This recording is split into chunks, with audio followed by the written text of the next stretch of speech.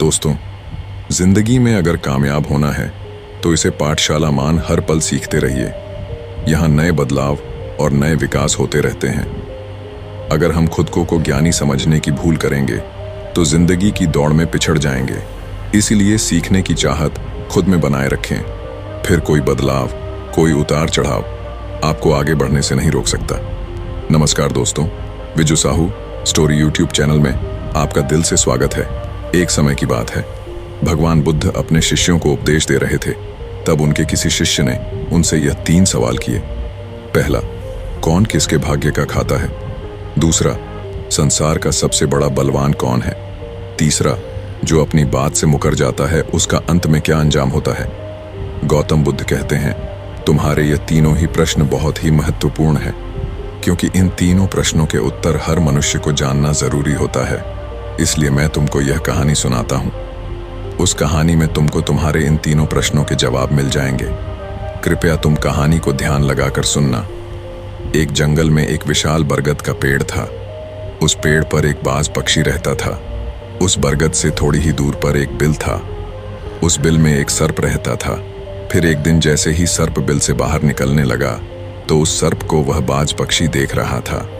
जब सर्प बिल से बाहर निकालने लगा तो उसी समय बाज सर्प पर झपटा, परंतु सर्प अपने बिल से अधिक बाहर नहीं निकला था, इसलिए वह वापस बिल में चला गया। फिर थोड़ी देर बाद सर्प ने अपना मुंह बिल से बाहर निकाला और देखने लगा कि बाज पक्षी यहीं पर है या कहीं पर चला गया। फिर वह बाज पक्षी दोबारा उस सर्प पर झपटा, परंतु वह फिर से वापस अपने बिल के अंदर छुप गया। जैसे ही सर्प अपने बिल से बाहर निकलने का प्रयास करता तो बाज उस पर हमला करता और उसे उठाकर ले जाने की कोशिश करता। बाज मन में सोच रहा था कि जब भी तू बाहर निकलेगा तो मैं तुझे अपना भोजन बना लूंगा। और सर्प उस बाज के डर से बिल में छुपा रहता है। जब सर्प को उस बिल में रहते हुए काफी समय हो जाता है तो सर्प मन में विचार करने लगता है कि यदि राजा अशोक कहीं से आ जाए तो वह दूसरों के कष्टों का हरण करते हैं, और राजा अशोक ही ऐसे हैं जो मुझे इस बात से बचा सकते हैं। तो राजा अशोक को याद करता हुआ सर्प उस बिल में छुपा रहता है, और जो भी उस मार्ग से निकल कर जाता तो उसे सर्प कहता कि भाई, कोई मेरी बात राजा अशोक तक पहुंचा दो या मुझे राजा अशोक से मिला दो, तो मैं उसका जीवन भर एहसानमंद रहूंगा। फिर एक दिन राजा अशोक, जो दूसरों के दुखों को दूर करते थे, वह जंगल में जा रहे थे और उसी मार्ग से निकल कर जा रहे थे। तभी सर्प को पता चला कि रास्ते से कोई जा रहा हो, तो वह सर्प बिल के अंदर से ही कहने लगा, भाई, कोई मुझे राजा अशोक से मिला दे तो मैं उसका जीवन भर एहसानमंद रहूंगा। ये बात जब राजा अशोक ने सुनी तो राजा अशोक कहने लगा, क्यों भाई, आपको राजा अशोक से क्या काम है? तो सर्प कहने लगा, देखो भाई, राजा अशोक दूसरों के दुखों का हरण करते हैं और मैं बहुत दिनों से इसी बिल में पड़ा हुआ हूं। मैं बहुत दुखी हूं। यदि मैं इस बिल से बाहर निकलता हूं तो इस वृक्ष पर एक बाज पक्षी का निवास है। वह बाज मुझ पर उसी समय हमला करता है, इसलिए मैं इस बिल से बाहर नहीं निकलता हूं और ना ही मुझे कुछ खाने को मिलता है। मैं ऐसे ही इस बिल में पड़ा हुआ हूं, ऐसे ही अपना जीवन व्यतीत कर रहा हूं। राजा अशोक कहने लगे कि हे सर्पराज, मैं ही राजा अशोक हूं, बताओ तुम्हारे कष्ट का निवारण कैसे करूं? तो सर्प कहने लगा, हे महाराज, जैसा आपको उचित लगे ऐसा ही कीजिए, लेकिन मेरा इस बात से पीछा छुड़ा दीजिए, नहीं तो यह एक दिन मुझे मार डालेगा। राजा अशोक कहने लगे, हे सर्पराज, तुम कहो तो मैं तुम्हें इस वन में कहीं दूर छोड़ दूं। सर्प कहने लगा, महाराज, जब आप मुझे दूर छोड़ने जाओगे तो ये बाज हमें देख लेगा और ये वहीं पर जाकर फिर से बैठ जाएगा और मौका मिलते ही ये मुझे मार डालेगा। राजन, आप मुझे कुछ समय के लिए आपके अंदर में बिठा दीजिए। आप पेट में बैठने के लिए मुझे स्थान दे दीजिए। जब इस बाज को पता नहीं चलेगा कि सर्प कहाँ गया और मैं तुम्हारे साथ इस वन से बहुत दूर चला जाऊंगा, और आगे जाने के बाद मैं तुम्हारे पेट से बाहर आ जाऊंगा।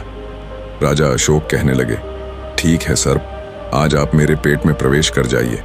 राजा अशोक ने अपना मुंह खोल देते हैं और वह सर्प राजा अशोक के पेट में प्रवेश कर जाता है और राजा अशोक के पेट में जाकर के बैठ जाता है। जब राजा अशोक वन में आगे गए और आगे काफी दूर पहुंचने के बाद राजा अशोक उस सर्प से कहने लगे कि हे नागराज, अब आप मेरे पेट से बाहर आ जाइए अब यह सुनसान वन है, इसमें कोई बाज आपको परेशान नहीं करेगा। यह बात सुनकर नागराज कहने लगा कि नहीं महाराज, अब मैं आपके पेट से बाहर निकलने वाला नहीं हूं। राजा अशोक ने कहा, क्यों भाई? आपने तो मुझसे यह वादा किया था कि आप मुझे आगे सुनसान वन में छोड़ देना, मैं आपके पेट से बाहर निकल जाऊंगा। अब क्या हुआ, सुनसान वन आ गया, अब आप बाहर निकलिए। सांप कहने लगा कि देखो महाराज, जैसा रहने का आनंद आपके पेट में है वैसा उस बिल में नहीं मिलता। अब मैं तुम्हारे पेट से कभी बाहर नहीं निकालूंगा। राजा अशोक मन में सोचने लगे कि यह तो बड़ा ही दुष्ट सर्प है, अब मैं क्या करूं? और उस सर्प के जहर के प्रभाव से महाराज अशोक का पूरे शरीर से कोढ़ फूटने लगा। महाराज अशोक के पूरे शरीर से कोढ़ निकल आया। राजा अशोक मन में सोचने लगे कि अब मैं यदि राजधानी को वापस जाऊंगा तो यह अभी संभव नहीं है, क्योंकि मैं इस वक्त कोढ़ी हो गया हूं और मुझे इसी वन में रहकर इस नागराज से भी छुटकारा पाना है। यह सोचकर महाराज अशोक एक पेड़ के नीचे झोपड़ी बनाकर सो जाते हैं। उनके शरीर से कोढ़ टपकने लगा और बदबू आने लगी, जो कि सर्प का जहर था। सर्प कुंडली मारकर राजा अशोक के पेट में बैठा हुआ था। राजा अशोक उस वन में पड़ी हुई एक कोढ़ी की हालत में है। अब इधर उन्हीं के समय एक प्रसिद्ध जनपद था। मोतीपुर और मोतीपुर नगरी के महाराजा थे गंगाराम। महाराज गंगाराम के 3 पुत्रियां थीं और राजा गंगाराम बड़ा अहंकारी और बड़ा ही अभिमानी राजा था। फिर एक दिन उसने अपनी तीनों बेटियों से पूछा कि बताओ बेटियों, तुम किसके भाग्य का खाती हो? फिर उनमें से 2 बेटियां तो राजा के डर से कहती हैं कि पिताजी, हम तो आपके भाग्य का ही खाते हैं। परंतु उनमें से राजा की एक रोहिणी नामक बेटी थी। वह रोहिणी अपने पिता गंगाराम कहती हैं कि नहीं पिताजी, मैं किसी के भाग्य का नहीं खाती हूँ, मैं तो केवल अपने ही भाग्य का खाती हूँ। उस बेटी की बात सुनकर राजा को बहुत क्रोध आया और राजा ने उसी समय नाई और ब्राह्मण को बुलाया और नाई और ब्राह्मण से कहने लगा कि इन दोनों बेटियों का रिश्ता तो आप किसी राजा के यहाँ करके आइए, और जो यह बड़ी वाली बेटी है इसका रिश्ता किसी कोढ़ी कलंक वाले या जिसके हाथ पैर नहीं हो उसके साथ करके आइए। फिर राजा का आदेश मिलते ही नाई और ब्राह्मण उन तीनों बहनों का रिश्ता करने के लिए चल देते हैं। उन्होंने राजा की दोनों छोटी बेटियों का रिश्ता तो राजवंशों में कर दिया, परंतु तीसरी बेटी के लिए वर ढूंढते ढूंढते हुए उसी वन से निकलकर जा रहे थे जिस वन में राजा अशोक अपनी झोपड़ी में कोड़ीन के रूप में पड़े हुए थे। उनके शरीर से कोढ़ की बदबू आ रहा था। तो राजा अशोक को देखकर नाई और ब्राह्मण आपस में कहने लगे कि इससे अच्छा तो कोई व्यक्ति हमें नहीं मिलेगा, इसलिए इसके साथ ही राजा की लड़की का संबंध करके चलते हैं। फिर राजा अशोक के साथ नाई और ब्राह्मण ने राजा गंगाराम की लड़की रोहिणी का विवाह तय कर दिया और राजा ने भी बहुत जल्दी ही रोहिणी को उस वन में ले जाकर कि वहीं उस कोढ़ी राजा अशोक के साथ उसका विवाह संपन्न कर दिया। राजा अशोक जैसे महापराक्रमी राजा समय की चपेट में आ गए और एक कोढ़ी का जीवन गुजार कर रहे थे। वह लड़की बड़ी ही पतिव्रता थी। वह अपने पति राजा अशोक की सेवा करती थी और वह दोनों छोटी बहनें जो थीं वह बड़े बड़े राजाओं के घर में गई तो वह तो आराम की जिंदगी जी रही थी, लेकिन रोहिणी राजा अशोक के साथ दुखी जीवन काट रही थी। कहते हैं जो अपने नियम और सिद्धांतों पर रहता है और जो धर्म का पालन करता है, ईश्वर हमेशा उसे सुखी रखना ही पसंद करता है। भगवान उसे हमेशा आनंद प्रदान करता है। इसीलिए जब उस झोपड़ी में रहते रहते रोहिणी को राजा अशोक के साथ बहुत दिन बीत जाता है तो उस झोपड़ी के पास एक पीपल का वृक्ष था और उस वृक्ष के नीचे एक दूसरा सर्प का बिल था। तो एक दिन राजा अशोक सो रहे थे और रात्रि का समय था और रोहिणी महाराज अशोक की सेवा कर रही थी। उसी समय उस बिल से एक सर्प बाहर निकलता है और बाहर निकलकर जो राजा अशोक के पेट में सर्प था उस सर्प से कहने लगता है, अरे दुष्ट, अपने वचन से मुकर गया। तूने तो महाराज अशोक से कहा था कि मैं दूर वन में जाकर तुम्हारे पीठ से बाहर निकल जाऊंगा, और तो ऐसे परोपकारी राजा के पेट में जाकर के बैठ गया। तुम्हारे जहर के कारण राजा के पूरे शरीर से कोढ़ निकाल आया। अरे तुझे शर्म नहीं आई कि तूने कितना गलत काम किया है? क्योंकि इतने समय में राजा अशोक न जाने कितने ही जीवों का दुख दूर करते। वह सिर्फ आगे कहता है, यदि कोई सुन रहा हो तो मैं तेरे मरने का उपाय बताता हूँ। यदि कोई गंगा जल ला करके इस राजा को पिला दे तो तेरे उसी समय 100 टुकड़े हो जाएंगे और मल के रास्ते से बाहर निकल जाएगा। अब राजा के पेट के अंदर बैठा हुआ जो सर्प था वह दूसरे सर्प से कहने लगा कि तेरे जैसा भी मैंने कभी नहीं देखा। धन के खजाने पर कुंडली मारकर बैठा है। यदि यह धन मानव समुदाय के कल्याण के लिए लगाया जाता तो इससे ना जाने कितने मानवों का भला होता। मैं भी तेरे मरने का उपाय बताता हूं। यदि कोई सुन रहा हो तो कोई पीपा तेल गर्म करके तेरे बिल में डाल दे तो तुम उसी समय नष्ट हो जाएगा, और इस बिल वाले स्थान की खुदाई करेगा तो यहाँ पर अपार धन संपत्ति निकलेगी। ये सारी बात को रोहिणी बड़े ध्यान से सुन रही थी। रोहिणी ने मन में विचार आया, यह राजा अशोक है और इनके पेट में एक सर्प बैठा हुआ है, इस कारण महाराज के शरीर से कोढ़ निकाल रहा है। तो वह बेचारी रोहिणी एक आर्षि मुनि के आश्रम पर पहुंचती है और उन आर्षि मुनि से अनुरोध करती है कि महात्मा, मुझे एक गिलास गंगा जल की आवश्यकता है। आर्षि मुनि ने कहा कि तुम कौन हो और गंगा जल का क्या करेगी? तो वह रोहिणी कहने लगी, हे मुनिवर, मैं राजा गंगाराम की बेटी रोहिणी हूं और मेरे पति के लिए मुझे दवा के रूप में गंगा जल चाहिए। उस आर्षि मुनि ने उसे एक गिलास गंगा जल दे दिया। अब रोहिणी गंगा जल लेकर जल्दी ही महाराज अशोक के पास पहुंच गई और पहुंचकर महाराज अशोक से कहने लगे कि महाराज, यह दवाई है आपके कोढ़ी को सही करने के लिए, आप इसे ग्रहण कीजिए। राजा अशोक उस गंगा जल को पी गए और जैसे ही राजा अशोक ने उस गंगा जल का पान किया तो उस सर्प के उसी समय 100 टुकड़े हो गए जो पेट में था। वह सर्प नष्ट हो गया। वह धीरे धीरे राजा के शरीर से मल के रास्ते से बाहर निकल आया। अब तो राजा का कोढ़ धीरे धीरे सही होने लगा और कुछ ही दिनों में राजा का कोढ़ बिल्कुल सही हो गया। राजा का पूरा उपचार हो गया। राजा पहले की तरह स्वस्थ हो गए। अब राजा अशोक से रोहिणी कहने लगी, हे महाराज, मैं एक स्त्री हूं, इस शहर में नहीं जा सकती हूं। आप शहर में जाइए और एक पीपा तेल को लेकर आ जाए। राजा अशोक कहने लगे कि रोहिणी, उस तेल का तुम क्या करोगी? रोहन ने कहा, महाराज, आप पहले तेल का पीपा लेकर आइए, फिर मैं आपको बताऊंगी। फिर रोहिणी की बात सुनकर राजा अशोक बाजार में जाते हैं और वहां से एक पीपा तेल का लेकर आते हैं। फिर रोहिणी वहां आग जलाती है और उस आग पर उस तेल को गर्म करती है और गर्म करके उस सर्प के बिल में खाली कर देती है। जैसे ही उस बिल में वह गर्म तेल डाला गया तो सर्प की मृत्यु हो गई। राजा अशोक से रोहिणी कहने लगी कि महाराज, इस स्थान को खोद दीजिए। स्थान। फिर राजा अशोक ने जब उस स्थान की खुदाई की तो वहां से अपार धन संपत्ति निकाली।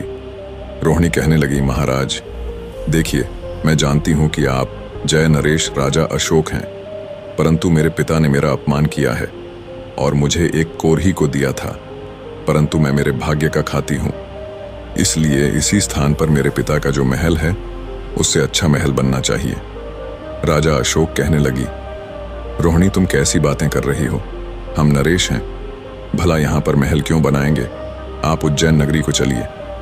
परंतु राजा अशोक के कहने पर भी रोहिणी नहीं मानी। फिर राजा अशोक ने उस वन में एक शानदार महल का निर्माण करवाया। इस संसार में सबसे बलवान समय होता है और कोई बलवान नहीं होता है। जिसका समय अच्छा होता है वह आगे बढ़ता रहता है, और जिसका समय खराब हो जाता है, जिसका समय विपरीत होता है, वह पतन की ओर अग्रसर हो जाता है। राजा गंगाराम पर एक दूसरा राजा आक्रमण कर देता है और उस आक्रमण में गंगाराम पराजित हो जाता है और राजा अपने परिवार हित प्राण बचाने के लिए उसी वन में पहुंच जाता है। जब वन में राजा भूखा प्यासा भटक रहा था, फटे हुए वस्त्र और भूख से पीड़ित और प्यास से राजा का गला सूखा जा रहा था, तो राजा घूमते घूमते उस रोहिणी और राजा अशोक के महल के नजदीक से गुजरता है। तो रोहिणी अपने पिताजी को पहचान जाती है। रोहिणी ने अपने एक सेवक को भेजा और सेवक भेजकर महाराज गंगाराम, जो कि एक फटी हुई हाल में थे, उनके पास वस्त्र नहीं थे, उन्हें बुलवाया। गंगाराम ने सोचा कि यह ना जाने कौन है और हमें क्यों बुला रही है। जब राजा गंगाराम उस लड़की के पास पहुंचे तो लड़की ने पहचान लिया। रोहिणी गंगाराम से कहने लगी कि पिताजी, मैं वही रोहिणी हूं और मैं आपसे यह कहती थी कि मैं मेरे भाग्य का खाती हूं। देखिए, मैं मेरे ही भाग्य का खाती हूं, आपके भाग्य का नहीं खाती हूं। आपने ने मुझे एक कोढ़ी को दिया था, परंतु मेरे भाग्य में तो एक सम्राट लिखा था। देखिए पिताजी, मैं उज्जैन नरेश राजा अशोक की पत्नी हूं। राजा गंगाराम मन में विचार करता है और अपनी उस लड़की से अपने अपराध के लिए क्षमा मांगता है। इस संसार में सबसे बड़ा बलवान समय है और हर कोई व्यक्ति किसी दूसरे के भाग्य का नहीं खाता है। हर कोई यह सोचता है कि यह मेरे भाग्य का खा रहा है। नहीं, कोई किसी के भाग्य का नहीं खाता है। जो कोई खाता है वह अपने भाग्य का ही खाता है। हर दाने दाने पर खाने वाले का नाम होता है। आप यह ना सोचे कि हम किसी को खिला रहे हैं। आप किसी को खिलाने वाले कौन होते हैं? इस संसार को खिलाने वाला तो एक ही है और वह है भगवान है, जो अपनी बात से मुकर जाता है। उसका अंत वही होता है जो राजा अशोक के पेट में बैठे हुए उस सर्प का हुआ था। अंततः वह जीत होती है और अधर्मी, अत्याचारी और पापियों का अंत होता है। इस तरीके से राजा अशोक और उसकी पत्नी रोहिणी ने राजा गंगाराम का बड़ा स्वागत किया। वह राजा अशोक महाराज गंगाराम को अपने साथ उज्जैन ले आए और राजा अशोक ने अपनी सेना राजा गंगाराम के साथ भेजी और जिस राजा ने गंगाराम को पराजित किया था उससे युद्ध करके अपना राज्य वापस पा लिया। जिसकी किस्मत अच्छी होती है, जिसके कर्म अच्छे होते हैं, उसे ईश्वर कहीं ना कहीं से मदद जरूर करता है। हम और तुम तो अपने परिवार का पालन करने में भी हिचक जाते हैं, लेकिन इस संसार का पालन करने वाले को देखिए, वह पूरे संसार का हर जीव जंतुओं का ध्यान रखता है। आज के लिए बस इतना ही। इस प्रेरणादायक कहानी को अपने दोस्तों और परिवार के साथ शेयर करें ताकि वे भी इस सीख का फायदा उठा सकें। अगर आपको यह वीडियो पसंद आया हो तो लाइक करें, कमेंट करें और हमारे चैनल को सब्सक्राइब करें ताकि आप हमारे आने वाले और भी प्रेरणादायक वीडियो मिस न करें। धन्यवाद। नमो बुद्धाय।